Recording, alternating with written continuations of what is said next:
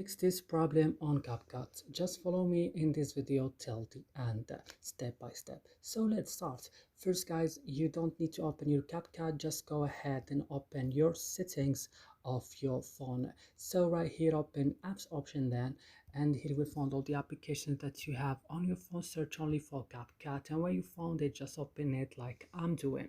So right here, go to storage option. Don't click on clear data because it will delete your data. Click just on clear cache and go back and click on first app and click OK. So the next step is to go into battery and allow it on optimized mode like I'm doing.